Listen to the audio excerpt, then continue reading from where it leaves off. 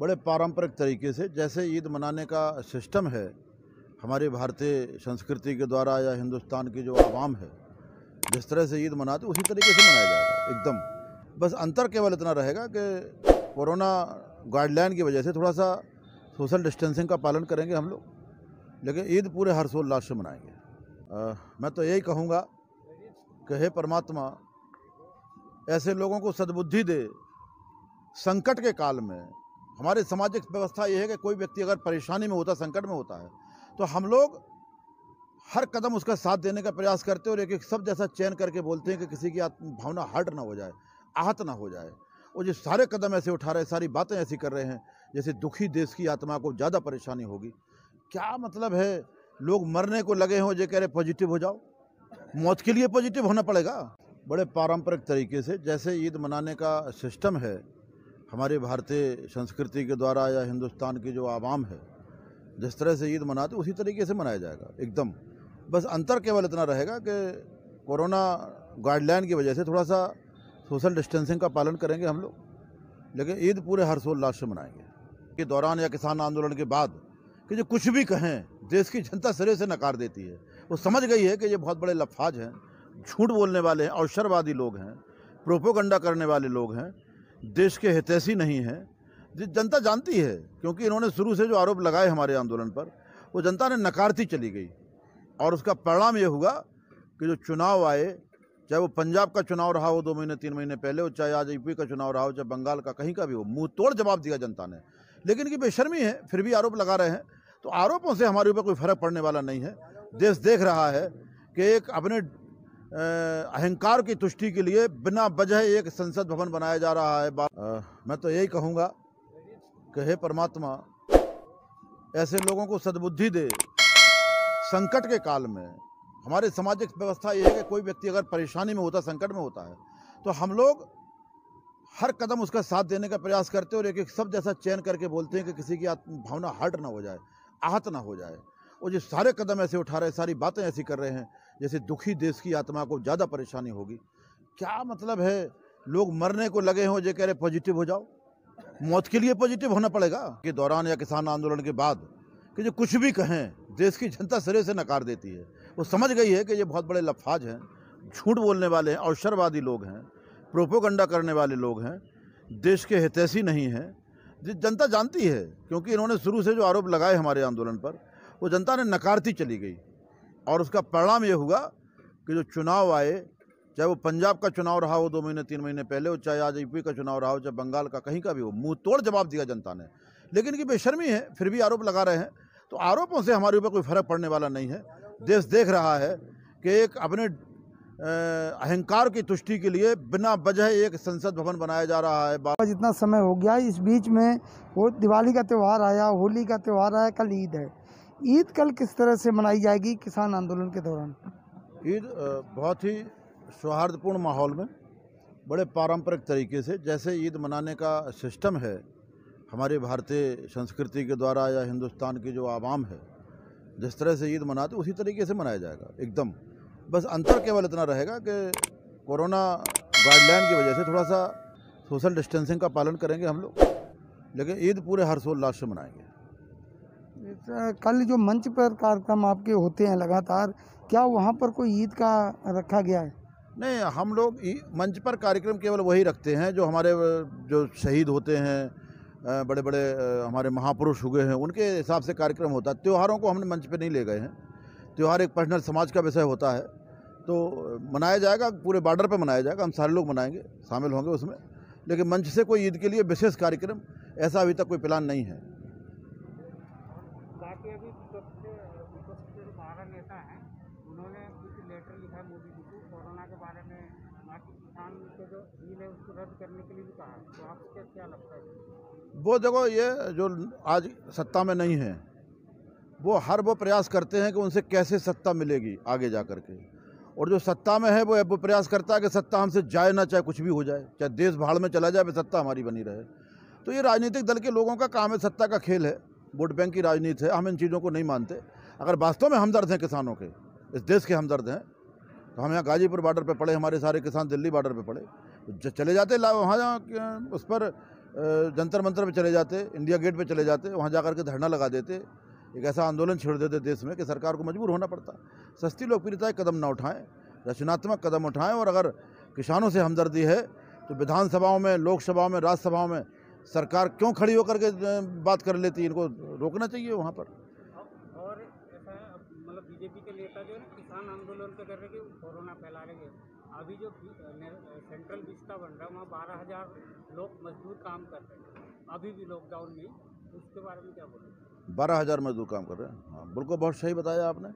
देखिए, बीजेपी के नेताओं की तो हालात अब ये हो गई है इस किसान आंदोलन के दौरान या किसान आंदोलन के बाद कि जो कुछ भी कहें देश की जनता सिरे से नकार देती है।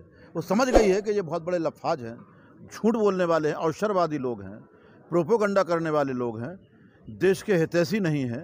जनता जानती है, क्योंकि इन्होंने शुरू से जो आरोप लगाए हमारे आंदोलन पर वो जनता ने नकारती चली गई, और उसका परिणाम ये हुआ कि जो चुनाव आए, चाहे वो पंजाब का चुनाव रहा हो 2 महीने 3 महीने पहले हो, चाहे आज यूपी का चुनाव रहा हो, चाहे बंगाल का, कहीं का भी हो, मुंह तोड़ जवाब दिया जनता ने। लेकिन कि बेशर्मी है, फिर भी आरोप लगा रहे हैं। तो आरोपों से हमारे ऊपर कोई फर्क पड़ने वाला नहीं है। देश देख रहा है कि एक अपने अहंकार की तुष्टि के लिए बिना वजह एक संसद भवन बनाया जा रहा है 12,000 करोड़ की लागत से, इससे भी ज़्यादा 20,000 करोड़ की लागत है, और 12,000 मजदूर काम कर रहे हैं उसमें। तो जहाँ ये काम करते हैं, चाहे ये इलेक्शन में जाएं, चाहे ये अपना कोई ड्रीम प्रोजेक्ट तो नहीं कह सकते हैं, क्योंकि ड्रीम प्रोजेक्ट तो वो होता है देश के हित में हो। आज की देश की जो हालात है उसके लिए 20,000 करोड़ का प्रोजेक्ट नहीं आना चाहिए था। हमारी संसद भवन भी मजबूत है, ऐसी कोई बात नहीं है। ऐसी क्या बात आ गई 5 साल पहले जिस संसद भवन को माथा टेक करके चूम रहे थे, आज उसको तोड़ करके दूसरे बनाने की बात आ गई। ये क्या है? जिस सृजन की मानसिकता नहीं है, ये विध्वंस की मानसिकता है, जो देश को तोड़ने की तरफ ले जाने वाली चीज़ें हैं। अपने अहंकार और अपने नाम को ऊंचा करने के लिए देश का सत्यानाश करने वाले लोग इस देश का भला नहीं कर सकते। ऑक्सीजन के बिना, हॉस्पिटल के बिना लोग दम तोड़ते हैं, लेकिन अभी आरएसएस और बीजेपी वाले अभी प्रोग्राम लॉन्च कर रहे हैं जो पॉजिटिविटी अनलिमिटेड, यानी कि आप गलत मत सोचो, जो मर रहा है मरने दो, नेगेटिव बातें मत करो, सिर्फ पॉजिटिव बातें करो, अच्छा हो रहा है। जी। तो इसके बारे में क्या बोलो? अब किन शब्दों का इस्तेमाल कर दें इस पर, मैं तो यही कहूँगा कि हे परमात्मा, ऐसे लोगों को सद्बुद्धि दे। संकट के काल में हमारी सामाजिक व्यवस्था ये है कि कोई व्यक्ति अगर परेशानी में होता, संकट में होता है, तो हम लोग हर कदम उसका साथ देने का प्रयास करते हैं, और एक एक शब्द ऐसा चयन करके बोलते हैं कि किसी की भावना हर्ट ना हो जाए, आहत ना हो जाए। और जो सारे कदम ऐसे उठा रहे, सारी बातें ऐसी कर रहे हैं जैसे दुखी देश की आत्मा को ज़्यादा परेशानी होगी। क्या मतलब है? लोग मरने को लगे हों, जो कह रहे पॉजिटिव हो जाओ। मौत के लिए पॉजिटिव होना पड़ेगा, मौत से बचाने के लिए पॉजिटिव हो, तब तो कोई बात है। ये तो इनके प्रोपोगंडे हैं, इसमें देश आने वाला नहीं है। ये घृणित कार्य है, ऐसा नहीं करना चाहिए। यादव साहब, ये कहा जा रहा था कि बंगाल चुनाव के 2 मई के बाद किसान आंदोलन पर कोई फर्क पड़ेगा, सरकार बातचीत को भी तैयार हो सकती है, लेकिन ऐसा कुछ हुआ नहीं। देखिए, आप लोगों ने बहुत सारे लोगों से बात की होगी, टिकैत साहब भी इसी बात को दोहराते रहे, और हमसे भी जितने भी हमारे साथियों ने, पत्रकार साथियों ने बात की, मैं हमेशा कहता रहा कि चुनाव से और इस आंदोलन से कोई मतलब नहीं है। हम लोग चुनाव के लिए नहीं बैठे, हम लोग किसी चुनाव के समय से यहाँ नहीं है, या किसी चुनाव के इंतजार में यहाँ नहीं है। हम 3 कानून वापसी और एमएसपी पे कानून बनवाने के लिए हैं। ये चुनाव जीत जाते तो भी मेरी सेहत पे कोई असर नहीं पड़ता, और हार भी गए हैं तो हमें ऐसा कुछ नहीं है कि हमें कोई बड़ा भारी को हो। हमारा केवल इतना ये है कि इन चुनाव से संदेश जरूर कराया गया है कि इनकी जो गलत नीतियाँ थी देश की जनता ने नकार दी। हमारे आंदोलन में कोई असर नहीं पड़ेगा। जो कुछ भी कर लें, ये आंदोलन यथावत शांतिपूर्वक चलता रहेगा तब तक, जब तक ये 3 कानून वापस नहीं होते और एमएसपी पे कानून नहीं बनता। टिकैत साहब हमेशा बोलते हैं कि ये तानाशाही की सरकार है, तो मतलब आपको ये नहीं लगता कि जो मतलब यहाँ लोग मर रहे हो, मोदी जी कोई बात ही नहीं कर रहे, एक बार टीवी में आके किसी के ऊपर सोना नहीं दे रहे, फिर बीजेपी के लोग सरकारी बैठ के बात कर रहे हो, क्या ये नहीं लगता कि 2024 में इतनी ना आकर घर बना रहे मोदी जी अपना, गरीबों का, लाचारों का नहीं दिखाई देता इनको, अब में बह रहे? ऐसा तो देखेंगे आगे क्या होता है, ऐसा तो नहीं कह सकते अभी से, लेकिन इतना जरूर मैं कहना चाहता हूँ आपके माध्यम से, जो ये कर रहे हैं ये देश की जनता बड़ी एक संदेह में है, भय में है। जनता के मन में बड़े प्रश्न कौंध रहे हैं कि आखिर क्या करने जा रहे हैं, ऐसा क्या होने वाला है देश में। और ये इस तरह के प्रश्न दो चीज़ें लाते हैं, एक तो जनता देखती है कि बहुत अच्छा क्या होने जा रहा है तो वो उत्साहित होती है। अब जनता थोड़ा भय में है कि आखिर ऐसा गलत होने जा रहा है जैसे देश का नुकसान हो जाएगा। तो ये कोई भी कदम उठाते हैं तो जनता को शंका हो जाती है पैदा इनके आचरणों पर। तो इनके भरोसा उठ गया इनका पूरी तरीके से, जनता के ऊपर से टोटली भरोसा उठ गया। ये कहा जा रहा है कि 26 तारीख को कुछ होने वाला है किसान आंदोलन में, क्या है वो? नहीं, 26 तारीख को हमारे 6 महीने पूरे हो रहे हैं, तो क्या होगा? क्या कुछ नहीं, कुछ नया करने की बात है। आंदोलन ही बड़ा होगा। हम लोग तो आंदोलनकारी हैं, आंदोलन करेंगे, शांतिपूर्वक आंदोलन होगा। कोविड अगर तब तक नहीं दुरुस्त होता है तो कोविड की पूरी गाइडलाइन के तहत होगा, और कुछ ना कुछ तो नया करना ही पड़ेगा, होता ही रहता है, होगा। तो आपको क्या लगता है मोदी जी वोट के लिए डर नहीं रहे? मतलब किसान ही तो जिता कर दिखाए थे वहाँ पे, अब बंगाल हार गए, तमिलनाडु हार गए, केरला में चला, असम जीत गए, लेकिन बोलूँ ये नहीं कि अभी यूपी इतना बड़ा स्टेट है, 70-74 सीट जीत गए, तो वहाँ पे भी अभी लोकल चुनाव में हार गए, तो क्यों नहीं मानते? आप लोगों से बात क्यों नहीं करते, या किसान नहीं मानते आप लोग? हम ऐसा तो नहीं मानते हैं कि वो ये चीज़ को नहीं मान रहे होंगे, लेकिन इतना ज़रूर हम मानते हैं कि कुछ लोग इतने कलाकार होते हैं कि वो इन चीज़ों को छुपा जाते हैं, नाटक करते हैं कि हमारे पे कोई असर नहीं पड़ने वाला, कोई असर नहीं पड़ने वाला। भाई असर तो पड़ेगा। वोट की गिनती से मेंबर ऑफ पार्लियामेंट चुनता है, और मेंबर ऑफ पार्लियामेंट की गिनती से प्रधानमंत्री बनता है। तो गिनती जब घटेगी, गिनती पे जब आक्रमण होगा, गिनती पे जब चोट पड़ेगी, तो भाव तो उनके कहीं ना कहीं आत्मा तो काँप रही होगी, लेकिन ऊपर से मेकअप करके थोड़ा सा, हालांकि अभी तो ये भी नहीं दिखा कि मेकअप कर रहे कि नहीं कर रहे, क्योंकि दिख ही नहीं रहे हैं। चुनाव के बाद दिख नहीं रहे हैं। इसी कोरोना काल में पिछले बार आपने देखा होगा, पिछला सत्र जो कोरोना का था उसमें एक हफ्ते में 3 बार आते थे। अब तो दिख भी नहीं रहे बेचारे कहीं, अब तो खैर खबर भी नहीं ले रहे, दुआ सलाम भी नहीं हो पा रही प्रधानमंत्री से, पता नहीं है कहाँ तपस्या कर रहे हैं, क्या कर रहे हैं। कांग्रेस एक आरोप लगा रही है कि अमित शाह जी कहाँ गायब हैं, आप क्या कहेंगे? तो कांग्रेस को खोजना चाहिए ना। कांग्रेस, हम दिल्ली के दरवाजे पे हैं, कांग्रेस दिल्ली के अंदर बैठी है। अमित शाह जी को खोजें उन, भाई देखो राजनीतिक प्रतिद्वंदता होती है, राजनीतिक थोड़ा सा कटुता होती है, लेकिन व्यवहारिक रूप में हम लोग एक दूसरे के दुश्मन नहीं हैं।